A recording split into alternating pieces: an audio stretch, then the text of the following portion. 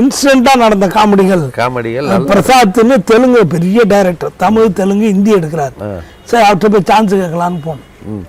அங்கே போனால் வணக்கம் சார், பேர் சுவாமிநாதன், வாங்க பெட்ரூம்க்கு அழைச்சிட்டு போனார். பெட்ரூம்க்கு அழைச்சிட்டு போனார். டக்குன்னாரு, துண்டை கட்டிக்கிறீங்களா பேண்டா உக்குறீங்களான்னாரு. எதுக்கு சார்னு. இல்லை உங்களுக்கு வசதியாக இருக்குமே. இல்லை சார் நான் பேண்ட்லேயே எக்ஸ்பீரியன்ஸோ அப்படின்ட்டார். என்னடா அது எனக்கு ஒன்றும் போர்.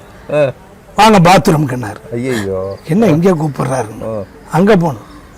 டாய்லெட்டை டாய்லெட்டு போய்டுவோன்னாரு. போயிட்டு வாங்க சார். நீங்கள் வாங்க சார். போனேன், உள்ளே போனேன். டப்புன்னு காலை சாத்தினார். எனக்கா பக்குன்னு ஆயிடுச்சு. ஏன்னு சார், ஏன் ஃப்ளஷ் வேலை செய்யலை, பைப் வரல. அது ஒரு பிளம்பரை போய் பாருங்க, நான் சொல்லணும்ல.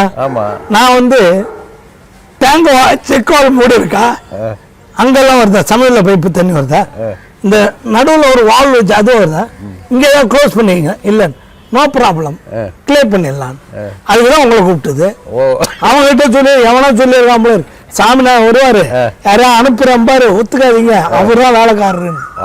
நான் ஒருத்தர் அனுப்புறேன்.